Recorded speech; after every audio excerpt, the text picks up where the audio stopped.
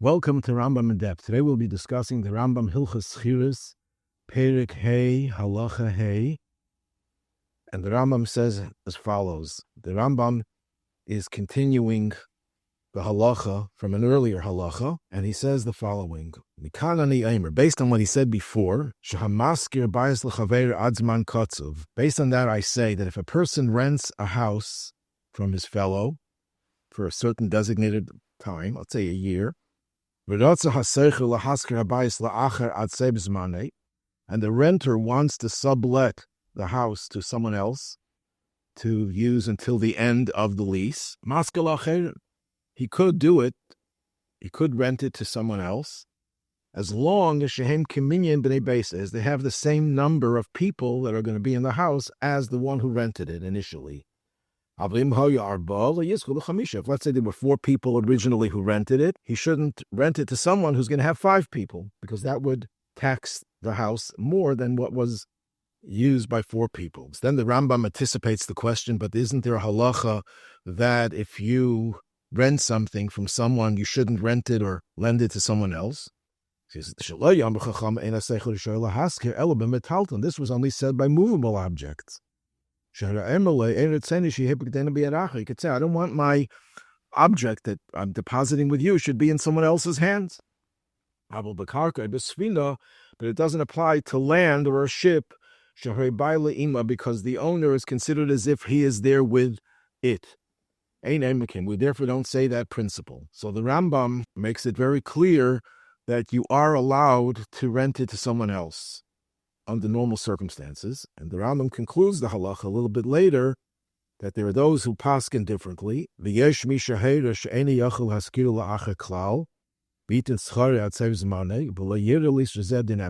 agree with the opinion that says that you can't rent it to someone else. But the Ravid disagrees with the Rambam. The Ravid says that there are in our generation people who say that, who paskin that way. There are people who destroy a house by living in it. So just like a movable object, the person doesn't want someone else to rent something that you allowed one person to rent. Same thing is true with a house. The halacha in Heschel Mishpat is paskin like the Rambam in Heschel Mishpat Siman Shin Tez Zayin Sif Aleph, that a seicher is allowed to rent a house to someone else, unless the owner stipulated at the time that he rents it to you that you're not allowed to sublet it.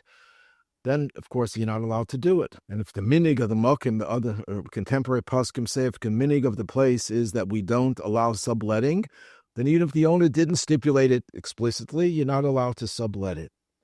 The question is asked, what happens if you sublet it, according to the Rambam's opinion, that you're allowed to do that? And let's say the rent, you're paying $1,000 rent, and you're renting it to the other person, subletting it to the other for $1,500. Who does the extra $500 go to? So the Ramah, quoting the Nemuki Yosef, that if it was done beheter, which is the way the Rambam would say it's beheter, so the money goes to the seicher, to the renter. It's his profit. If it was done be'isur, that he was not allowed to do, but he did it anyhow, and there's now extra money, it goes to the owner.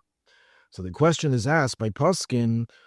There's a halacha, there's a mishnah in Bava Metzia in Perek HaMafgid, that if someone rents a cow, and he lends it to someone else, and it dies, and the shoyl now has to pay, who does he pay?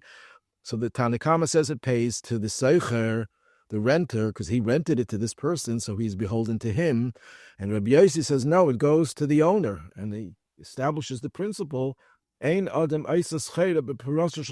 person cannot make business and profit from the schera, from the merchandise that belongs to someone else. Now there's here also, how could he, the seicher, profit from a house that belongs to someone else? And it's interesting, Derech Agav, that this halacha has a lot of contemporary application. There was a famous case in Israel where someone had a library. He didn't have enough room in his house for it, so he gives it to a shamer, to someone to guard for him. He puts it in the person's garage, I believe it was. And the person, the shamer, was a shamer chinam, takes out an insurance policy for it. and it burns down, total loss, and he collects the insurance for the library that he was a shamer on. And the other guy comes to him and he says, it's my library. I should get the money from the insurance. The other guy who insured it says, no, but I paid the premium. So Leo says, I'll pay you the premiums, but the value of the library was much more than the premiums. So here also the contemporary Puskin discussed this issue, but over there, the argument of the person who took out the insurance policy is that I actually invested money in it. You didn't take out the insurance policy. I invested money in it. So it's not as clear-cut as in this case, but in this case, it's a more clear-cut.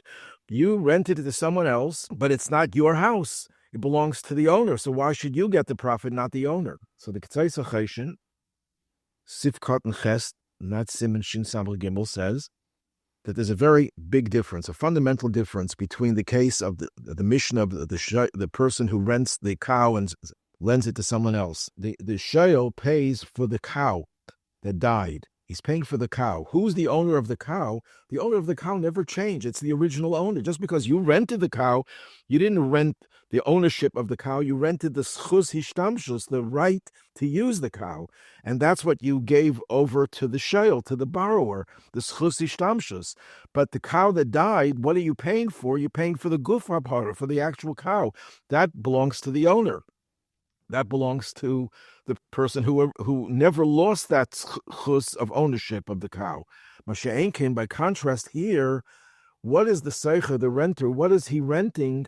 He's not renting the house that he has ownership of the house. He's renting the chus to use the house. And when he sublets it to someone else, he's subletting that chus that he owns. And therefore, the payment is not for the house itself, it's for the schus to use the house. That goes to the seicher, not to the owner, because the owner transferred his schus of ishtamshus to the seicher. Now the seicher has that schus, and the owner can't come in and say, I want to use the house. No, you rented it to someone else. And therefore, the seicher has a right to collect whatever profit comes from that schus of ishtamshus, of the use of the house.